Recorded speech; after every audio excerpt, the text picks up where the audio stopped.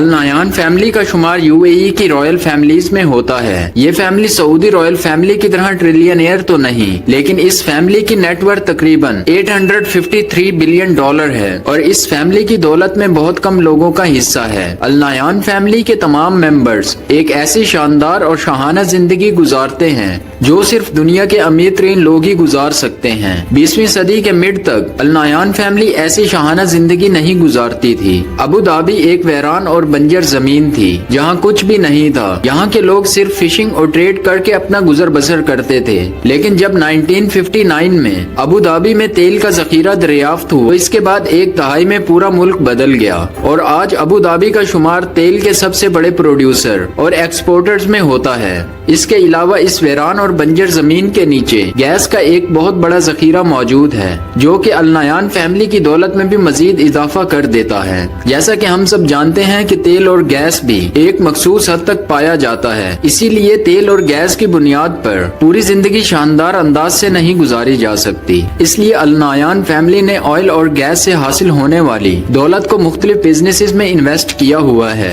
اور مختلف ایسٹس اور پراپرٹیز خرید رکھی ہیں تاکہ آئل اور گیس کے ختم ہونے کے بعد بھی وہ اپنا لیوش لائف سٹائل برقرار رکھ سکیں۔ انہوں نے real estate, infrastructure, banking, aviation, tourism, health care اور سپورٹس جیسی انڈسٹریز میں سرمایہ کاری کر رکھی ہے۔ اس خاندان کے خود مختار دولت فنڈ کو ابو ظبی انویسٹمنٹ اتھارٹی یا ایڈی کہا جاتا ہے، جس کی نیٹ ورتھ تقریباً $853 بلین سے زیادہ ہے۔ اس میں سب سے زیادہ حصہ شیخ محمد بن زائد اور اس کے 2 بھائیوں کا ہے۔ اگر بات کی جائے ابو ظبی کے حکمران کی نیٹ ورتھ کی تو یہ تقریباً $30 بلین سے زیادہ ہے، لیکن دولت کے معاملے میں اس کے دونوں بھائی بھی پیچھے نہیں ہیں۔ شیخ تانون بن ابو ظبی ڈیولپمنٹ ہولڈنگ کمپنی کا سربراہ ہے۔ اس کے علاوہ فرسٹ ابو ظبی بینک کا سربراہ اور UAE کا نیشنل سیکیورٹی ایڈوائزر ہے۔ شیخ تنان کی مجموعی دولت تقریباً $10 بلین ہے۔ دوسری طرف شیخ منصور بن زید انویسٹمنٹ اور انوویشن کے ڈپارٹمنٹ کا ہیڈ ہے۔ اس کے علاوہ ابو ظبی سینٹرل بینک اور ایمریٹس انویسٹمنٹ اتھارٹی کا ہیڈ ہے۔ 2008 میں شیخ منصور نے مانچسٹر سٹی کو $250 ملین میں خریدا تھا۔ اس سے پہلے 2008 تک اس کلب نے صرف 2 بار ٹائٹل جیتا تھا، مگر شیخ منصور کے خریدنے کے بعد یہ فرنچائز 7 بار ٹائٹل جیت چکی ہے۔ آج یہ رائل فیملی 12 کے قریب فٹ بال ٹیمز کو خرید چکی ہے۔ سپورٹس میں ان کی انویسٹمنٹ تقریباً $1.5 بلین ہے اور اگر شیخ منصور بن زید کی مجموعی دولت کی بات کی جائے تو وہ تقریباً $40 بلین ہے۔ ان کی زندگی کا ہر لمحہ عیش و عشرت اور دولت سے بھرپور ہے۔ یہ فیملی ایک دن میں $1 ملین تک خرچ کر دیتی ہے۔ پیلیسز۔ النایان فیملی جانتی ہے کہ شاہی خاندان کی طرح کیسے زندگی گزارتے ہیں، اس لیے وہ کسی بھی چیز سے پہلے شان و شوکت اور عیش و عشرت کا انتخاب کرتے ہیں۔ ان کے پاس 4 حیران کن لگژریس پیلیسز موجود ہیں جنہیں وہ اکثر رہائش کے لیے استعمال کرتے ہیں۔ قصر الوطن پیلس۔ قصر الوطن کا مطلب نیشن پیلس ہے۔ یہ پیلس نہ صرف صدارتی مقاصد کے لیے استعمال ہوتا ہے بلکہ یہ ابو ظبی میں کلچرل اور ٹورزم کے لیے بھی استعمال ہوتا ہے۔ یہ پیلس حال ہی میں 2017 میں مکمل ہوا اور اس کی کاسٹ تقریباً $490 ملین آئی، جبکہ اسے 2019 میں عوام کے لیے کھولا گیا تھا۔ اس پیلس کو 2020 میں ورلڈ ٹریول ایوارڈ کے لیے بھی نامینیٹ کیا گیا۔ اس کی تعمیر اور ڈیزائن عرب ثقافت اور روایات کی نمائندگی کرتا ہے۔ اس میں 2300 لیوش رومز ہیں جس میں لائبریری، ڈائننگ اور شاپنگ ایریا بھی شامل ہے۔ اس کے انٹیریئر کی بات کی جائے تو یہ وائٹ گرینائٹ کے ساتھ بہت زیادہ شاندار اور دل فریب بنایا گیا ہے، جس کی خوبصورتی میں بلو اور گولڈن ٹچ مزید اضافہ کر دیتا ہے۔ اس محل میں ایک عظیم الشان ہال ہے جو اس پیلس کو ایسٹ اور ویسٹ میں ڈیوائڈ کرتا ہے۔ ایسٹ سائڈ کو عام طور پر ہاؤس آف نالج بھی کہا جاتا ہے، جو کہ ایک طرح کا میوزیم ہے جس میں قرآن آیات اور 50,000 سے زائد کتابوں والی لائبریری بھی شامل ہے، جبکہ ویسٹ سائڈ کو زیادہ تر آفیشل اور پولیٹیکل مقاصد کے لیے استعمال کیا جاتا ہے اور دوسرے ممالک کے لیڈر سے میٹنگ کے لیے بھی اسی جگہ کا انتخاب کیا جاتا ہے۔ قصر الحسن پیلس۔ قصر الحسن پیلس ابو ظبی میں موجود ہسٹورک فورٹ اور پیلسز میں سے ایک ہے۔ اسے قصر الوطن پیلس کے تعمیر ہونے سے پہلے آفیشل ریزیڈنس کے طور پر استعمال کیا جاتا تھا اور اب اسے میوزیم اور کلچرل سائٹ میں تبدیل کر دیا گیا ہے۔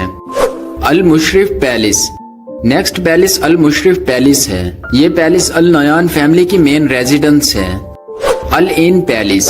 अल-ऐन पैलेस को अबू धाबी के पहले इंडिपेंडेंट शेख जैद बिन सुल्तान अल नहयान के इंतकाल के बाद एक म्यूजियम में तब्दील कर दिया गया है। इस पैलेस में अल नहयान फैमिली के विरसे और हिस्ट्री की नुमाइश की गई है।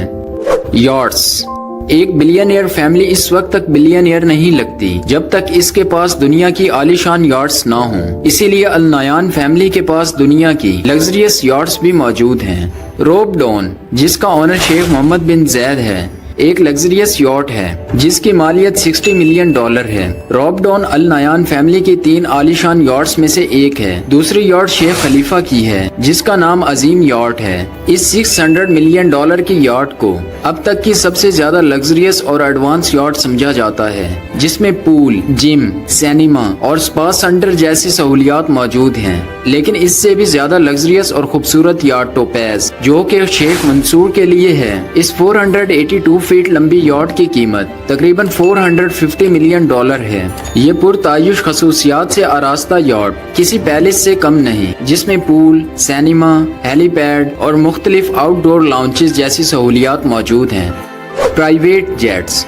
अल नहयान फैमिली के पास तकरीबन 5 के करीब प्राइवेट जेट्स भी मौजूद हैं, जिनमें 2 जेट्स तो सिर्फ मोहम्मद बिन जैद के लिए हैं। इनमें से एक बोइंग 747 है जिसकी कॉस्ट तकरीबन $450 मिलियन है, और दूसरा बोइंग 787 है जिसकी मालियत $180 मिलियन है। इन दोनों जेट्स में इतनी स्पेस है कि इसमें पूरी फैमिली आ सकती है। बोइंग 747 का इंटीरियर गोल्ड और सिल्वर से तैयार किया गया है। इसमें प्राइवेट कॉन्फ्रेंस रूम, ऑफिस और इंटरटेनमेंट सेंटर भी मौजूद है। इस जेट की सबसे शानदार चीज इसके लग्जरी बेडरूम्स हैं, जो किसी भी 7 स्टार होटल के रूम से कम नहीं। दूसरी तरफ बोइंग 787 भी इंतहाई पुरतायुश जेट है। इसको मैक्सिमम सेफ्टी एफिशिएंट बनाया गया है और एडवांस एविएशन टेक्नोलॉजी का इस्तेमाल किया गया है। कार्स। अल नहयान फैमिली की कार कलेक्शन की बात की जाए तो इस फैमिली के पास कई जनरेशन्स की कार्स मौजूद हैं। लग्जरियस रोल्स रॉयस और बेंटली से लेकर दुनिया की फास्टेस्ट कार्स जैसा कि बुगाटी और लैम्बोर्गिनी जैसी हाइपर कार्स इनके पास मौजूद हैं। मर्सिडीज 600 और लेमोजीन्स जैसी कार्स अबू धाबी के हेड ऑफ स्टेट्स ज्यादातर इस्तेमाल करते हैं।